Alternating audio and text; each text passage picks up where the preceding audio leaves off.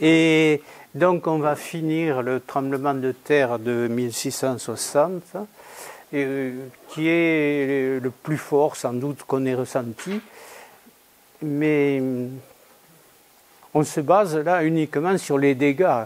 Les dégâts dont on a la trace dans les archives, parce que les archives sont toujours très vagues. Par exemple, combien de morts? Alors, ce n'est pas des centaines ou des milliers, comme dans certains cas, mais sans doute une trentaine de morts, dont une bonne moitié à Bagnères. Vous voyez, sans doute une. Mais il ne faut pas oublier qu'il a lieu dans une zone de montagne où la densité des populations est faible et par conséquent l'impact n'est pas très élevé non plus. Ensuite, ça se passe à un moment, si je me rappelle bien, c'est dans la nuit. Oui, voilà. Mais on va le revoir. Ça se passe dans la nuit. L'intensité des dégâts, ce qu'on étudie avec l'échelle de Mercalli, l'intensité des dégâts, c'est de l'ordre de 8 à 10. À 8, vous avez les cheminées qui tombent. À 10, c'est les maisons. Oui, alors, il ne semble pas qu'on ait eu, du moins dans la période où il y a des documents, peu nombreux, trop vagues bien sûr, mais en fait, il ne semble pas qu'on ait eu des tremblements de terre aussi violents. Mais je vous signale quand même qu'il y en a eu un au milieu du XVIIIe siècle, il y en a eu un autre au milieu du XIXe siècle, et on attendait le milieu du XXe, mais on a passé le milieu du XXe et on ne l'a pas eu. Alors, le spécialiste de Pau qui a fait un article de journal, là, indique que le risque grandit du fait que l'intervalle de temps est plus important.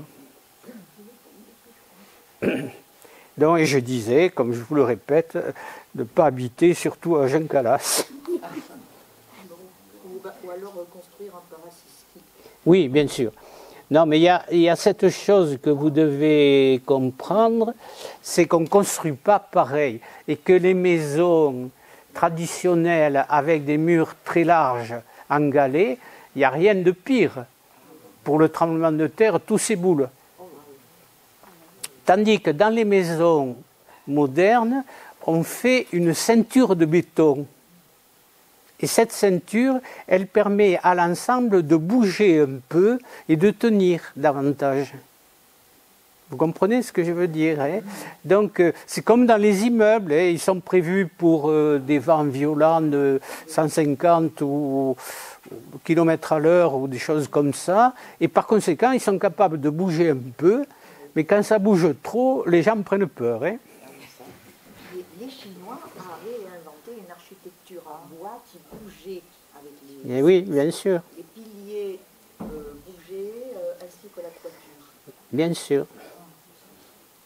Les dégâts étaient plus légers. Voilà. Donc, on a vu les dégâts à Bagnères et on va voir... alors, vous vous rappelez le couvent de Médouce qui a été tellement affecté par le tremblement de terre que les moines sont partis de Médouce, sont venus s'installer à Tarbes. Alors ils se sont installés à Tarbes à l'extérieur de la ville, c'est-à-dire au Coréfi. Vous avez un immeuble qui s'appelle encore les Capucins. Voilà. C'est à cet emplacement-là, et il y avait un très vaste espace, et bien sûr, qui leur était dédié. Alors, vous vous rappelez l'histoire des eaux thermales qu'on avait vues, qui ont cessé de couler, puis qui ont coulé à nouveau sans que les eaux thermales réapparaissent, dans un premier temps, à la grande peur des Bagnérés, bien sûr. Ils vivent de ça. Et puis, tout est revenu dans l'ordre. Il peut y avoir des mouvements de sol. Oui, bien sûr. Il y a des mouvements de sol, bien sûr. Hein.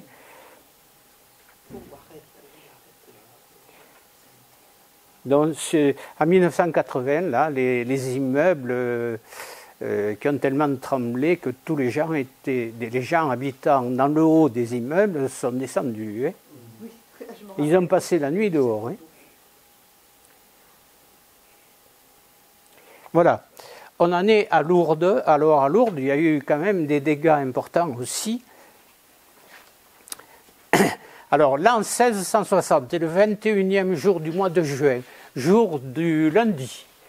Environ les 5 heures du matin, le soleil commença de paraître, entrant au signe du Cancer, et le premier jour de l'été, il fit un horrible tremblement de terre qui fut entendu presque partout, le royaume de France, et bien avant dans l'Espagne, et partout à la même heure. Alors vous voyez que si on parle de la saison, et si on fait référence au Cancer, par exemple, c'est comme on cherche quand même d'où ça peut venir.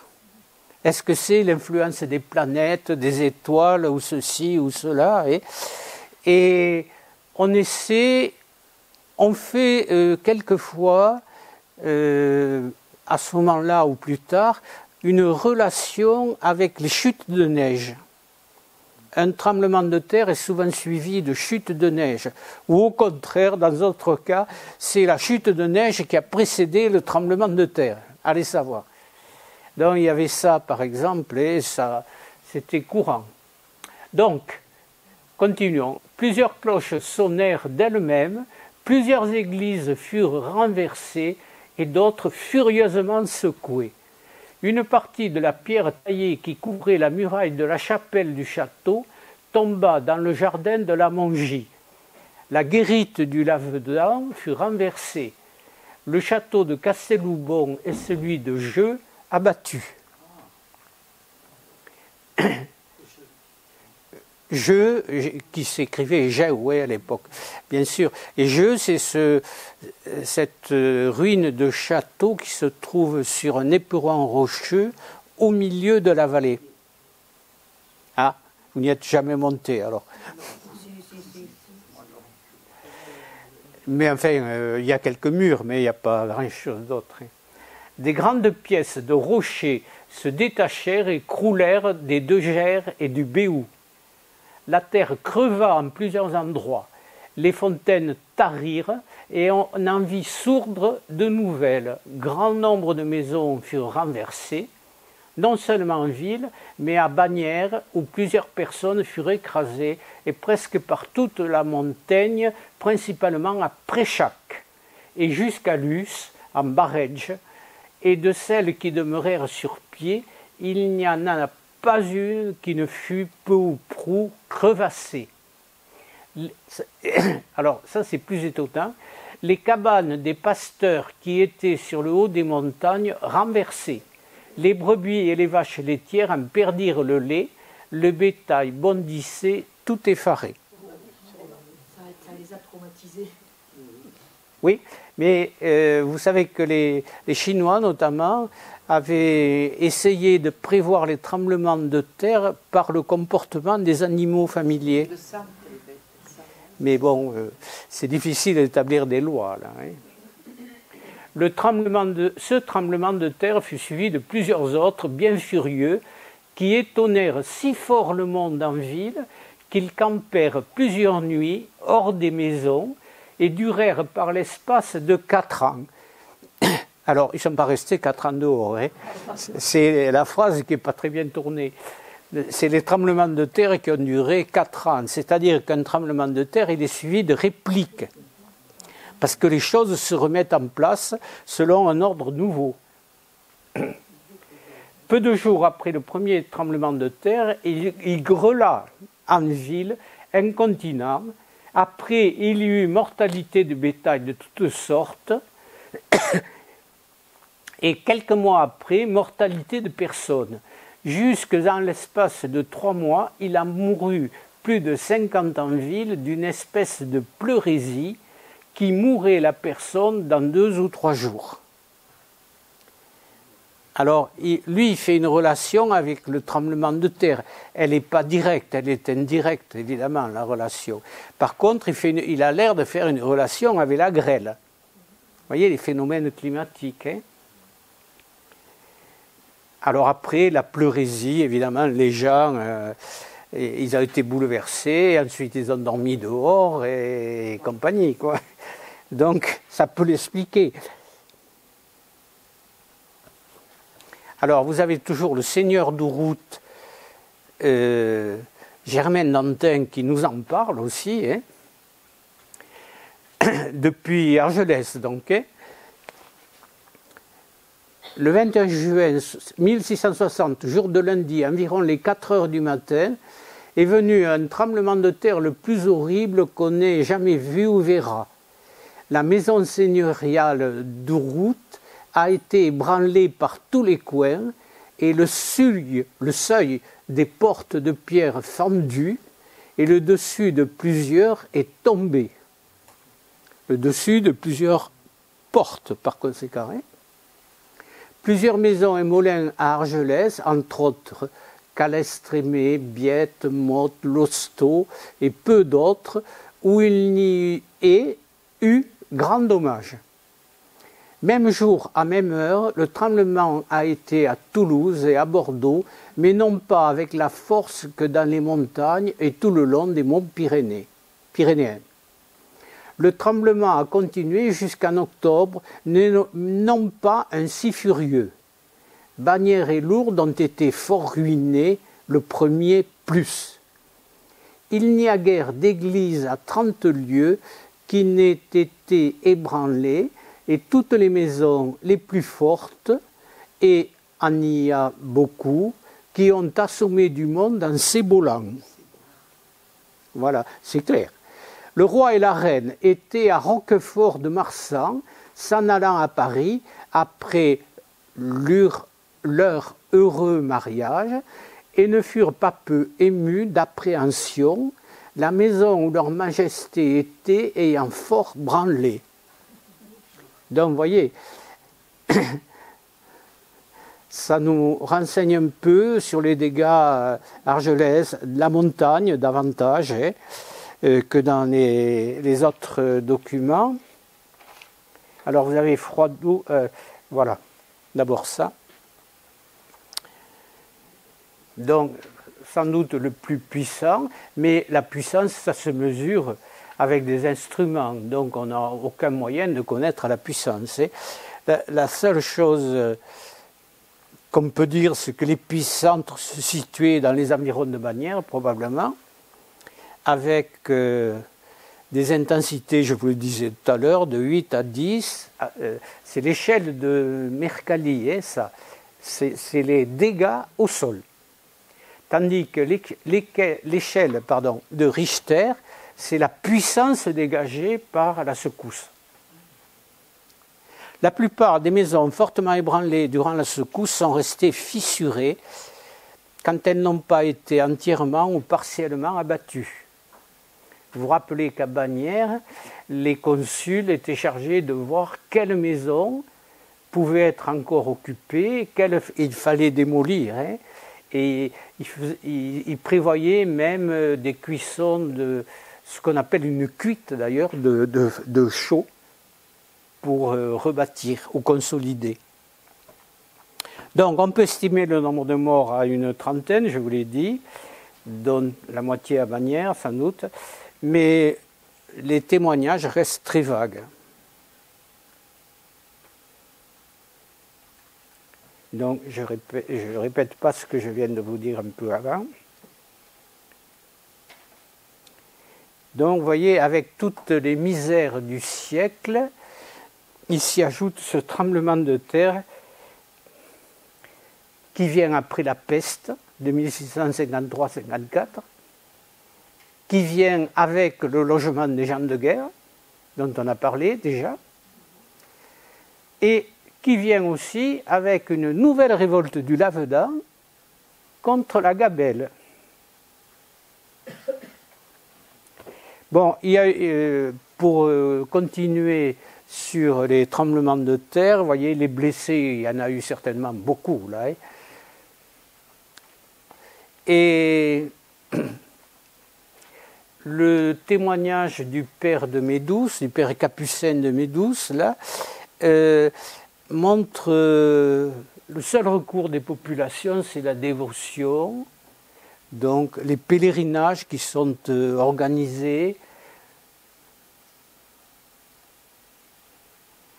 procession, prière, imploration, etc. Hein. Et vous vous rappelez que les gens venaient de Bagnères pieds nus. Le texte nous disait ça. Hein. Ils venaient pieds nus pour expier davantage. Alors à Tarbes, pas de témoignage direct. Mais comme en 1750, où il a été bien moins fort, il y a des tours qui se sont effondrées, ça on le sait, il y a des documents, et avec ce tremblement de terre encore plus puissant, il est certain qu'il y a eu des choses, mais qu'on ne les a pas décrites, quoi, hein. Donc les églises, les clochers, les voûtes, à Saint-Pé, par exemple, il y avait un très beau clocher qui a complètement chuté, qui est tombé, et c'est le début de la fin de cette belle église de Saint-Pé, l'église médiévale. Hein. Donc, tout ce qui est vieux, mal entretenu, entre autres les murs de fortification, les tours, les portes, certaines maisons, et la ruine s'ajoute aux malheurs précédents. Et les malheurs suivants, c'est donc la révolte du Lavedan contre la gabelle. Alors la gabelle, ça vous dit quelque chose, c'est l'impôt sur le sel.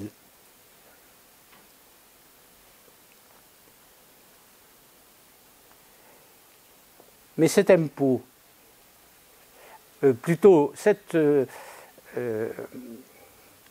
ce sel qui est tellement indispensable pour conserver les aliments, ce sel,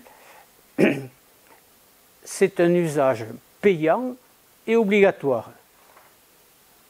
C'est-à-dire que vous avez les douaniers du sel, pardon, je vais y arriver quand même.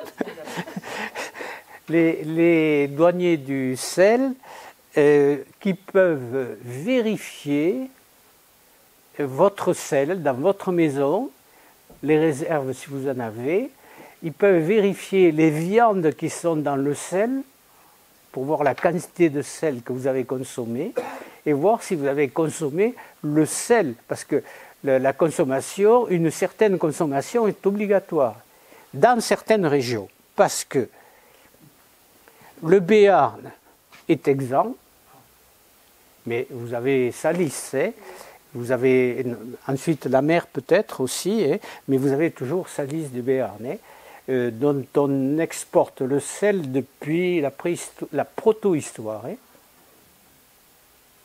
Tout simplement parce qu'ils mettaient ce sel dans des sortes de poteries spéciales qu'on a retrouvées, par exemple ici sur le plateau de Gers, et qu'on a retrouvées un peu partout dans la région.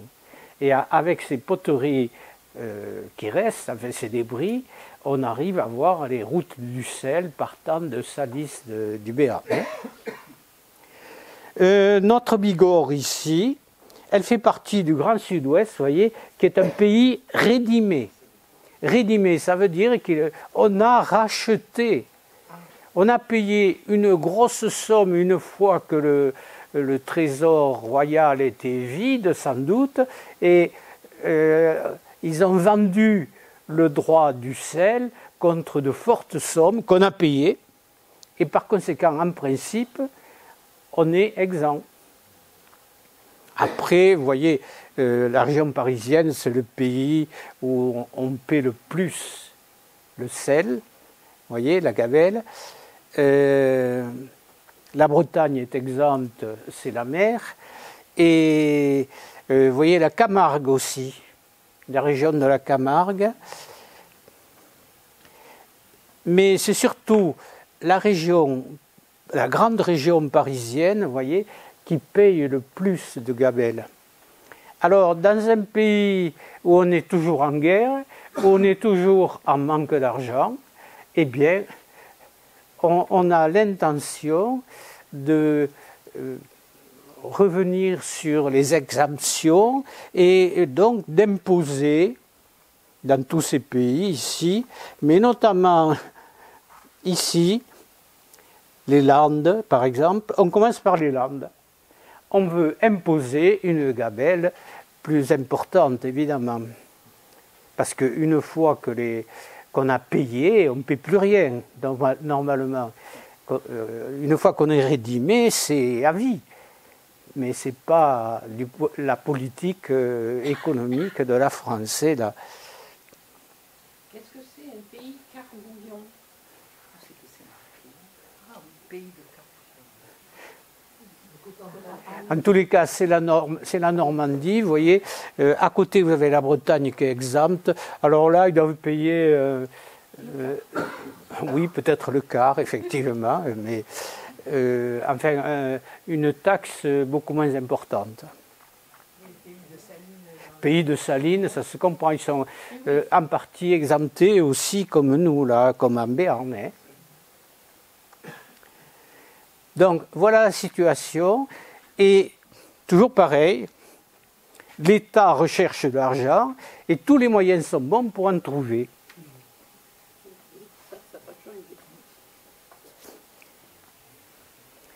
Et alors, l'affaire débute à Agenmo, en Chalosse, où tout simplement, on veut installer un bureau du sel. Parce qu'il y avait des bureaux d'impôts indirects comme ça dans certaines villes. Hein. Donc, monsieur, et c'est l'intendant qui parle. Alors, l'intendant, c'est ce fonctionnaire enfin, cet officier,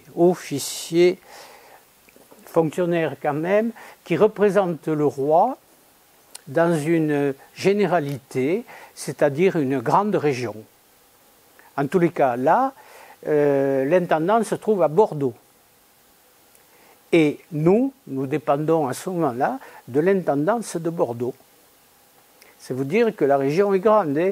Elle couvre, la généralité de Bordeaux couvre une grande partie du sud-ouest.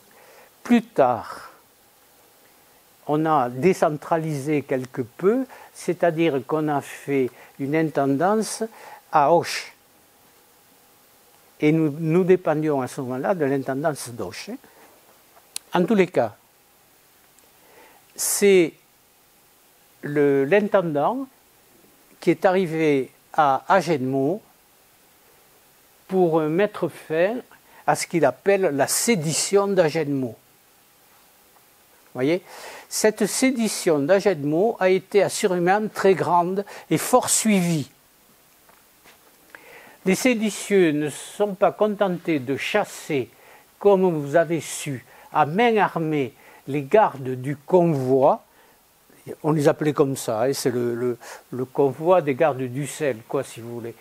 Mais ils demeurèrent ensuite attroupés et ont commis force violence et assassinat, et entre autres ont tué dans Agenmo le père, la mère et le fils, à cause que c'étaient des gens du lieu, affectionné aux 10 gardes. Quand le sieur de Brussy, directeur du convoi, est venu audit Agenmo par mes ordres pour y rétablir les 10 gardes, tâcher d'arrêter de ces séditieux et leur faire instruire le procès afin que je les puisse juger ensuite. Ces séditieux se sont trouvés barricadés, ont tiré sur lui et sur les gardes des dragons qui l'accompagnaient. Ensuite, ces séditieux s'étant sauvés, ils revinrent la nuit à la charge avec les habitants des paroisses voisines qui étaient de la partie et firent force des charges sur les 10 gardes et dragons qui défendaient les barricades. Ils ont continué les attaques les nuits suivantes en assez grand nombre, marchant en ordre et ayant des gens à leur tête. On commence à soupçonner quelque chose. Ils sont demeurés sur les avenues d'Agenmo, empêchant qu'on y pût aller, et quand les gardes des dragons y ont passé, ils leur ont tendu des embuscades et tiré sur eux. Dans toutes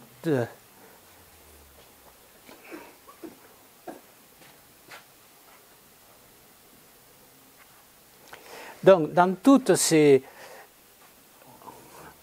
rencontres, dans toutes ces rencontres, il y a eu 2 gardes du convoi tués et quelques dragons blessés.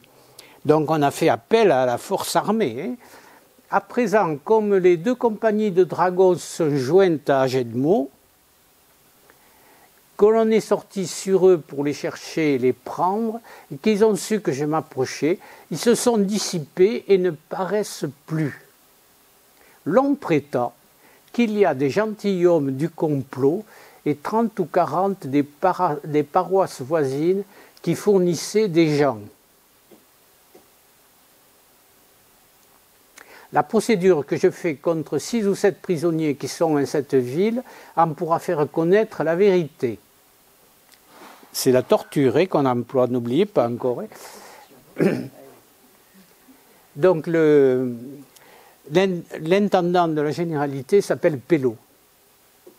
Long, il reste dans le vague.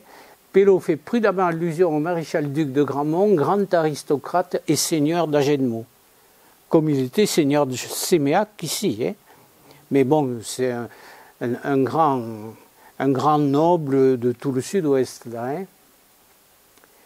Alors, l'on pourra se plaindre que l'on a pillé le lieu d'Agenmo, qu'on y a brûlé des maisons, qu'on a aussi pillé des maisons de gentilshommes et des villages voisins.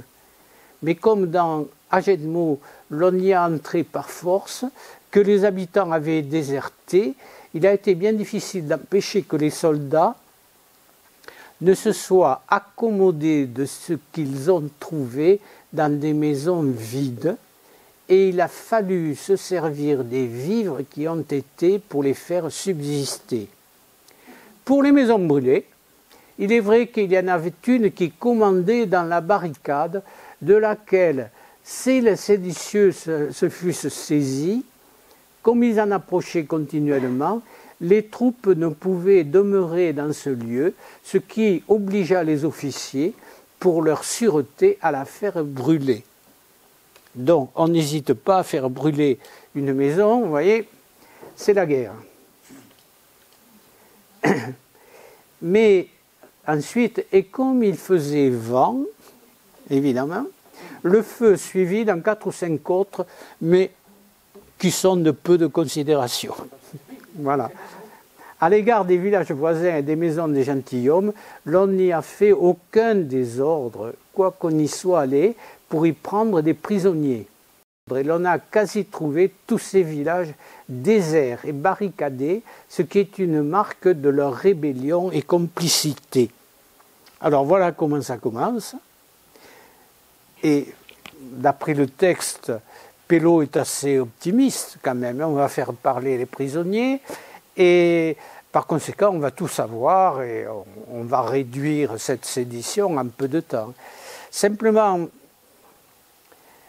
ce qui se passe, c'est que la tactique adoptée par les séditieux, c'est celle de la guérilla. Voilà, c'est celle de la guérilla et par conséquent, il n'y a pas de rencontre décisive, si vous voulez. Il y a des escarmouches, il y a quelques attaques de convois, de ravitaillement de l'armée, des choses comme ça, quoi. Vous voyez ?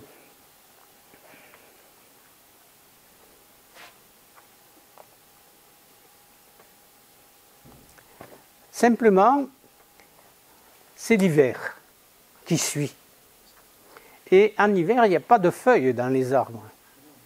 N'oubliez pas que les landes à l'époque ne sont pas couvertes de résineux. Ça viendra plus tard.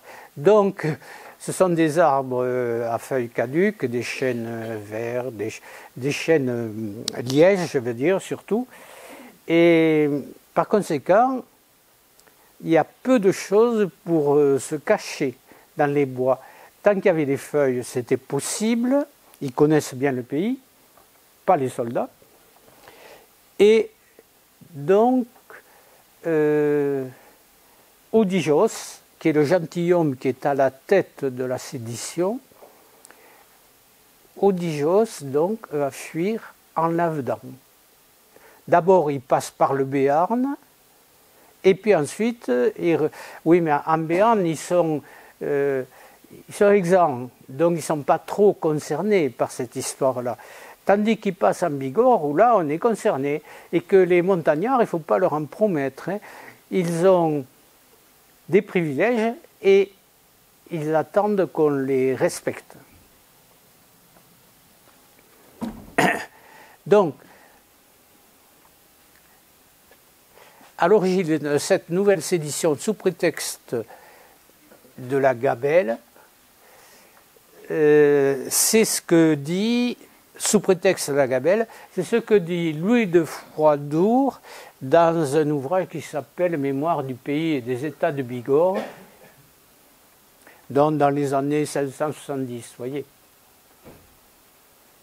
C'est-à-dire peu de temps après l'événement. Hein. Dès qu'Odijos eut exposé au peuple de ces montagnes la cause de sa retraite, ses discours, animés de la résolution qu'il faisait paraître de vouloir mourir avec eux pour la conservation de leur franchise et de leurs privilèges, et surtout de l'affranchissement de la gabelle, les montagnards, répétons-le, ne la paient pas, eurent tant d'effet qu'en un instant, toutes les vallées prirent les armes.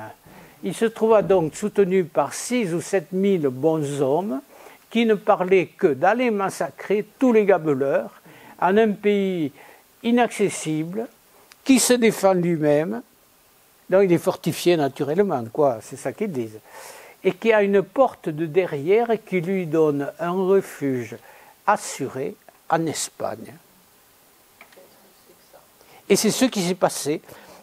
Comme les troupes royales vont s'avancer, on va le voir après, eh bien Odijos passe en Espagne.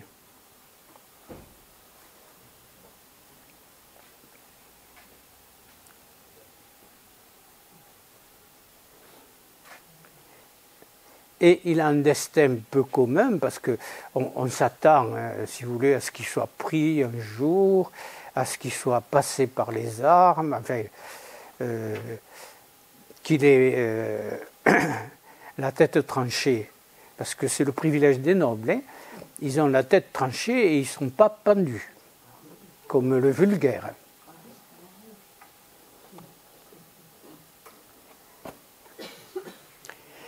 Donc là, on retombe sur Germaine d'Antin, le seigneur de Route, là, qui nous parle donc de la fin de la révolte du Lavedan.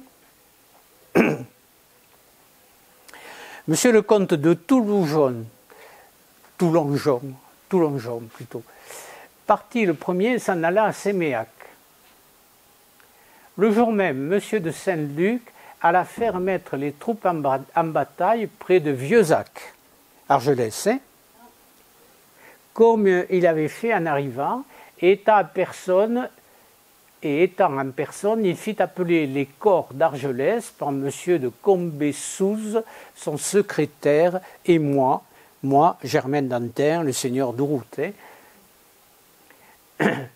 Et Péris de Sège étant venu, il lui commanda de dire au valet qu'on ne manqua le lendemain 4 hommes par valet de venir prendre ses ordres à Lourdes. À quoi le dit de Sège, ayant répondu qu'il n'y aurait pas assez de temps pour avertir Barège, il lui ordonna de le faire et fit marcher les hommes. Donc il ne veut rien savoir. C'est un militaire, enfin. L'infanterie alla passer au Pont-Neuf et la cavalerie aussi, hein, c'est ça qui veut dire, ou le jour précédent. Il ne sait plus. Le lendemain 20, il arriva à Lourdes, parti des députés, que mon dit Seigneur avait demandé, et est arrivé à son logis, qui était chez Dore le Jeune, où monsieur l'intendant se trouvait. Étant logé chez monsieur de Peyraphite, voisin du dit Dore de deux portes, le dit seigneur de Saint-Luc demanda les noms des dix députés et en arrêta 6. Savoir, messieurs les curés d'Arès et Marsous, nommés messieurs de Lanus et Voisin, 2 de la vicomté,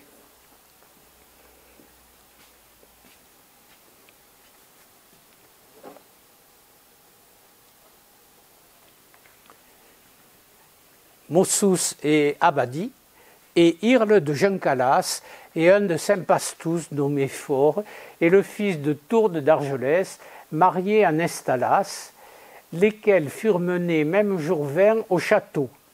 Et le 21, monsieur le comte de Toulongeon, ayant été averti de tout, s'en vient avant le jour avec des flambeaux à Lourdes, et sans son arrivée, il s'en allait mal de plusieurs des prisonniers, à ce qu'on croyait.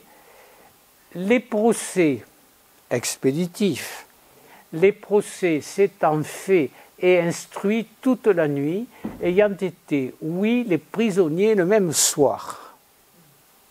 L'arrivée du sieur de Toulongeon rompit cette funeste suite, le dit sieur ayant fait dire à messeigneurs de Saint-Luc et intendant qu'il s'en allait à la montagne pour se remettre en main des peuples, n'ayant pu leur tenir la parole qu'il leur avait donnée.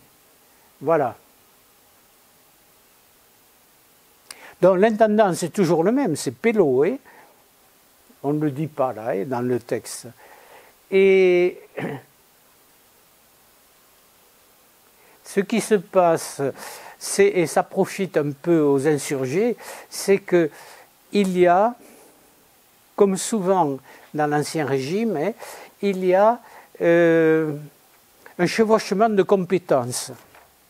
C'est-à-dire l'intendant est chargé de tout ce qui est police, d'une partie des militaires, il s'occupe du recrutement des militaires, du logement, des fournitures aux armées. Vous voyez, ça c'est l'intendant, c'est le rôle de l'intendant, on y reviendra tout à l'heure. Et à côté de ça, vous avez un gouverneur. Il y a donc aussi, en plus des généralités pour l'intendant, il y a des gouvernements, si vous voulez, des circonscriptions militaires à la tête de laquelle il y a donc, comme je vous le disais à l'instant, un noble, bien sûr c'est un noble, hein, l'intendant aussi est noble, hein, un noble qui s'occupe donc des affaires militaires et qui s'occupe de l'ordre public. Alors il y a un chevauchement de compétences entre l'intendant et le gouverneur, en quelque sorte, entre guillemets, hein, le gouverneur de Bordeaux. En plus, ils sont tous les deux de Bordeaux. Hein. Donc, ils ont l'air de profiter de ce facteur-là, et heureusement, parce qu'autrement, ça aurait dégénéré, là. Hein. S'ils avaient trucidé les représentants des vallées, là, ça aurait été plus grave. Hein.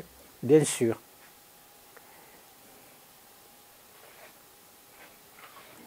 Alors, ce qui est étonnant, c'est l'Odyssée d'Odygeos, en quelque sorte.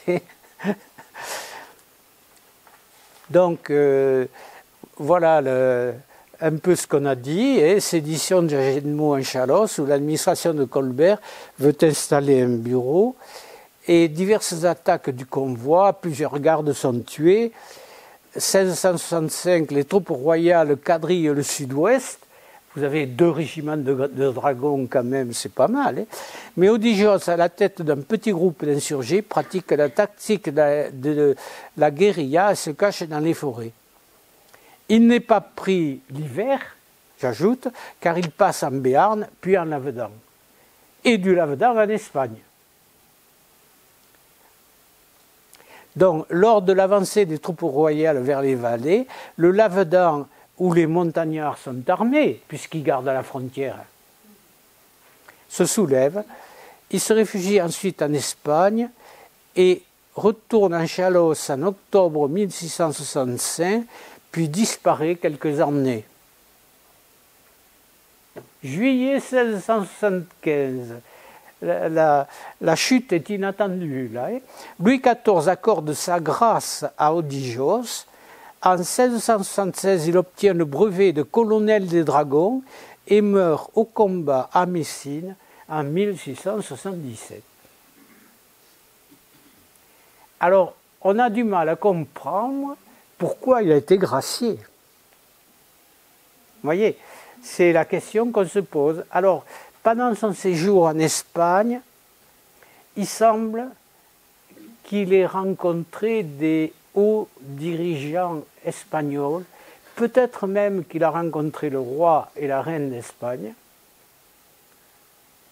Vous voyez, et il aurait joué un rôle diplomatique en faveur de la France. Voilà ce qu'on peut supposer. C'est pour ça qu'il a été gracié, qu'il est devenu colonel d'un régiment de dragons, mais qu'il est mort au combat, malheureusement pour lui. Il avait une jeune épouse d'ailleurs. Hein.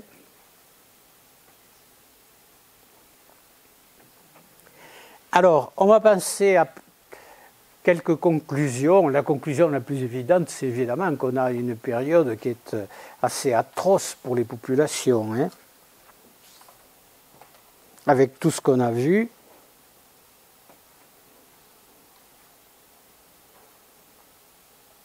Mais vous avez un texte ici qui émane d'habitants de Tarbes et qui va vous montrer le grand mal dont souffre cet ancien régime, c'est-à-dire l'inégalité. Vous allez voir ça avec le logement des gens de guerre. Hein. Monseigneur, divers particuliers de la ville de Tarbes représentent très humblement à votre grandeur que par ordre de Sa Majesté des 21 et 22 avril dernier, 9 compagnies d'infanterie du régiment de Plessis-Bellière soient venues loger dans la dite ville de Tarbes. Et au lieu par les consuls de faire les logements suivant le tènement d'un chacun des habitants, alors le tènement, c'est-à-dire le registre où sont inscrits, ce qu'on appelle un cadastre, quoi, hein, ni plus ni moins. Le registre où sont inscrits les propriétés de chacun. Donc, vous possédez une chaumière, vous possédez un carré de jardin, c'est marqué. Et vous payez des impôts, la taille, à partir de ces propriétés. Vous voyez ? Donc, d'un côté, c'est assez juste. Hein, c'est plus qu'on en attendait de l'Ancien Régime. Mais après, au lieu de se servir de ça, les édiles tarbais, eh bien, ils ont choisi selon leur bon vouloir. Alors, regardez. Et au lieu par les consuls de faire les logements suivant le tènement d'un chacun des habitants, par un support extraordinaire, ils ont logé les dites compagnies sur les plus misérables, laissant à part les plus grands fonciers, les plus grands propriétaires, les officiers dont tous ne sont pas exempts de logement par les règlements de Sa Majesté, officiers, attention, hein, ceux qui possèdent un office. Ce ne sont pas forcément des militaires, hein. Ce ne sont pas des militaires. Ce sont des gens qui ont acheté un office. Par exemple, un greffier au tribunal a acheté son office de greffier. Vous voyez ? Par exemple, un juge a acheté son office de juge. Et ensuite, à une certaine époque, les offices se vendent. Et ensuite, ils seront même transmissibles aux enfants, moyennant une taxe qu'on appelle la polette. Vous voyez ? Donc, laissant à part les plus grands fonciers, les officiers dont tous ne sont pas exempts de logement par les règlements de Sa Majesté, les gentilshommes et porte-épée, quoique non actuellement servants. C'est-à-dire que les gentilshommes sont exclus du logement des gens de guerre s'ils sont dans l'armée. Théoriquement, les nobles, ce sont les militaires. Hein? Enfin, l'encadrement des militaires. Donc, s'ils sont à l'armée, ils sont exempts.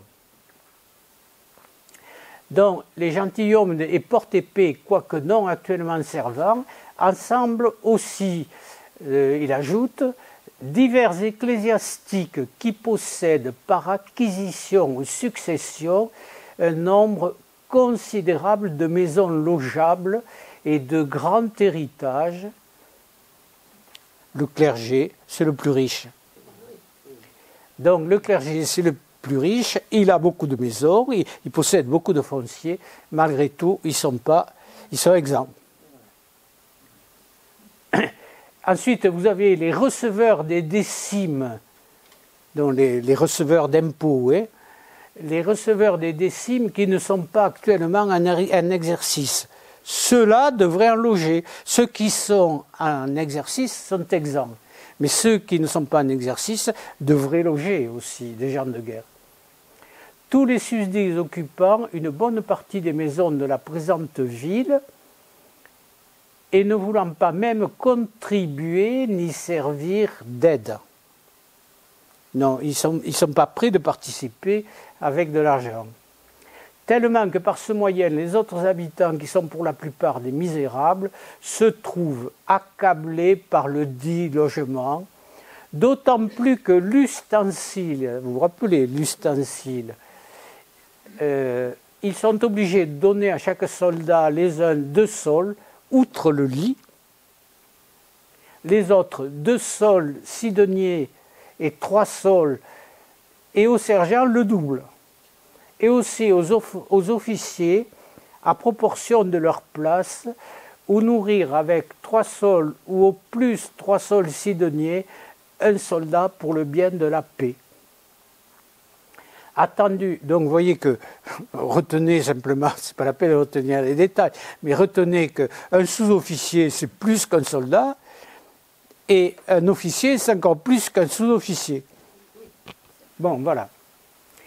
On a des textes quand même où les choses sont fixées, hein. Tant pour l'officier, tant pour le sous-officier, tant pour le soldat. Hein. Il y a des textes.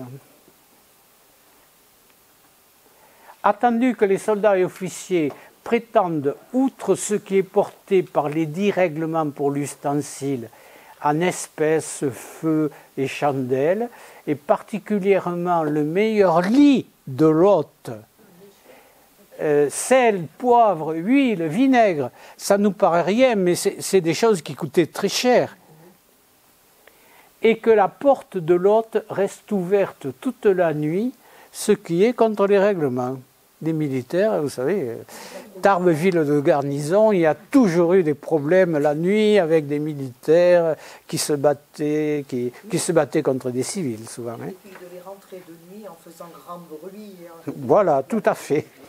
Mais si les gens étaient misérables, comment ils pouvaient les payer en plus, de leur donner à manger? Ça paraît invraisemblable. Eh oui, ça paraît invraisemblable, mais c'est comme ça. De toute façon, ils n'avaient pas le choix, hein, parce que la force est du côté des militaires. Hein, et le règlement, théoriquement, aussi.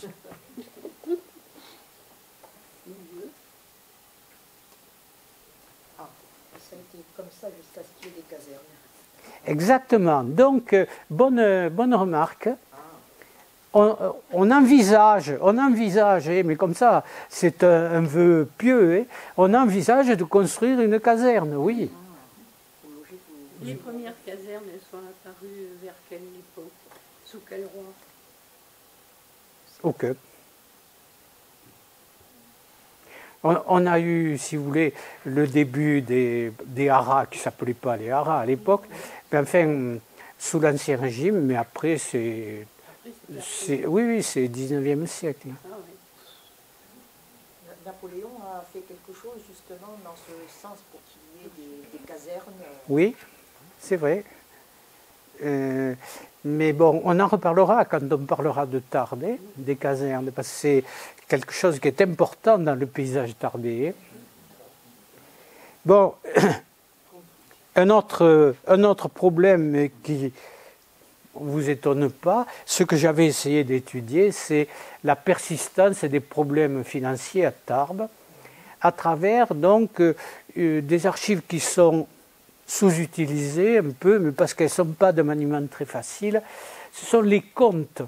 Alors les comptes, ça a été conservé, ça. Hein. On a des séries de comptes là à Tarbes, notamment, à Vic aussi d'ailleurs, hein, des séries de comptes assez complets. Le problème, c'est qu'il n'y a pas... c'est la caractéristique aussi de l'Ancien Régime. Ça manque de rigueur pour nous, à notre époque. Pour eux, alors, je vais vous dire que tel consul s'occupe d'une chose dans le budget. Il tient son livre de compte, dépenses.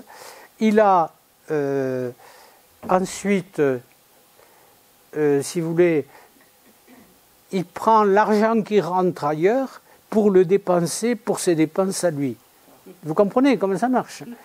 Mettons qu'on collecte l'impôt local, hein, et qu'il y ait de l'argent qui rentre, l'impôt sur le vin par exemple, hein, dans les tavernes, l'argent rentre, et bien cet argent, il va le prendre pour son propre budget, ses propres dépenses. Vous voyez ce que je veux dire?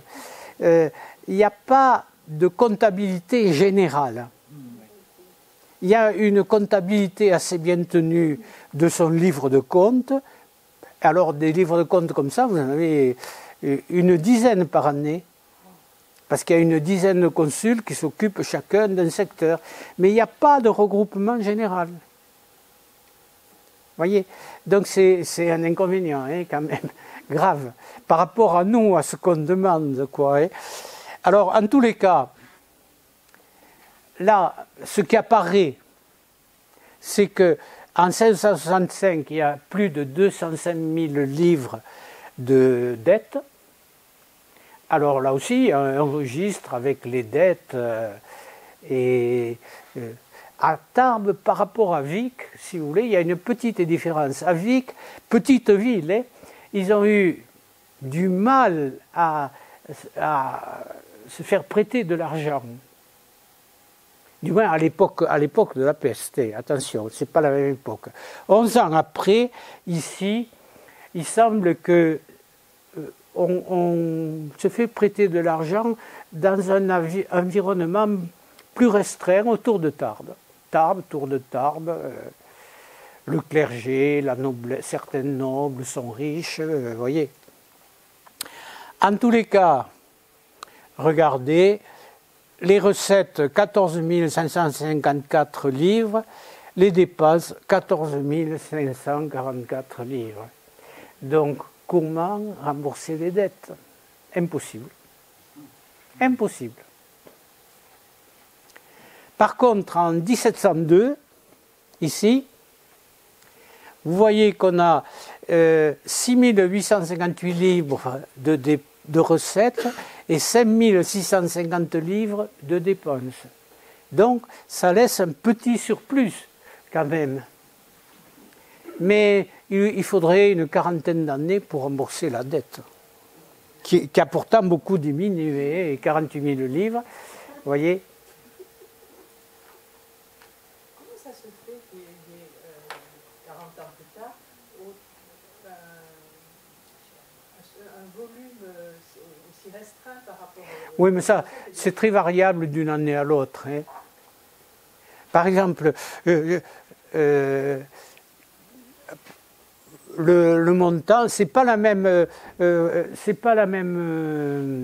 valeur de la monnaie, pour commencer. Hein. Et ensuite,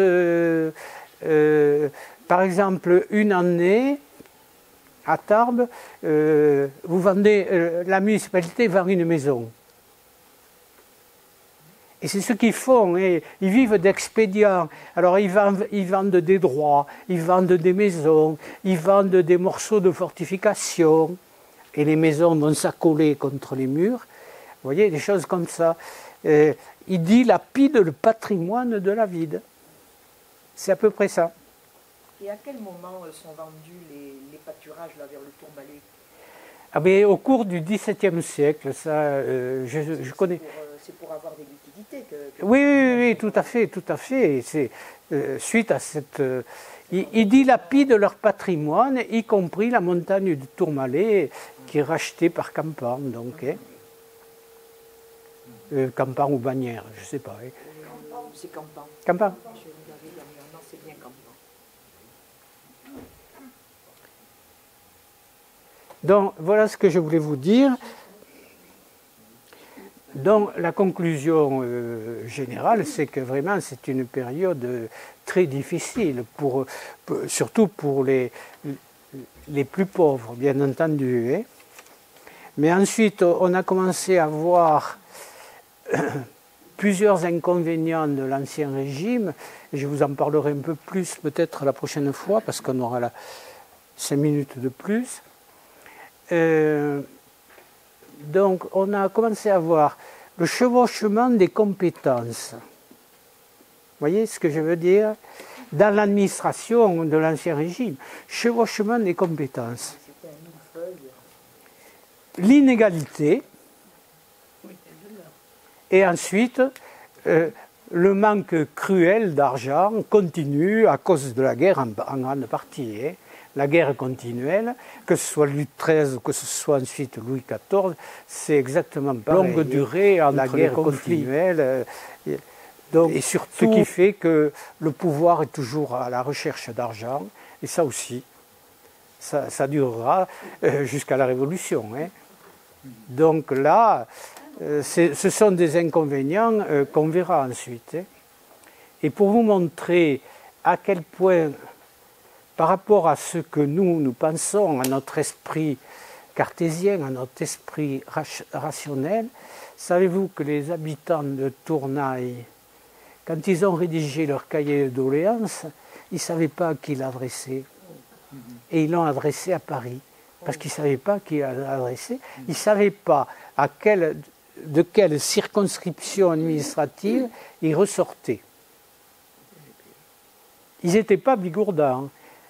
Il faisait partie de l'Astarac, on le verra, hein, parce que c'est une mosaïque de pays qui est un enchevêtrement extraordinaire. Et les Tournoyais ne sont pas les seuls. Et vous avez quelques communautés du plateau de l'Almezan, là, qui ne savaient pas non plus à quelle circonscription ils appartenaient. À la veille de la Révolution, c'est ça, il faut voir. Et ensuite, il n'y a aucune unité. Hein. Quelqu'un qui a affaire, on le verra, je vous dirai un mot de la justice, là, mais quelqu'un qui a affaire à la justice, si c'est pour une affaire de bois, de forêt, et il y en a, hein, des délits, des quantités de choses. Donc si c'est pour une affaire de forêt, il faudra aller à la maîtrise à Saint-Gaudens. Si c'est une affaire très grave, vous ressortez du Parlement à Toulouse. Bon, si c'est la justice seigneuriale, c'est tout près. Mais vous pouvez aussi porter votre affaire devant la justice royale, à Tarbes. Bon, enfin. Et vous avez ensuite d'autres cas où il faut aller à Pau, d'autres cas où il faut aller à Montauban. Enfin, c'est quasiment inextricable. Je ne sais pas où s'adresser. Donc c'est ça, l'Ancien Régime. Hein. Bon, ben, à dans 15 jours, alors.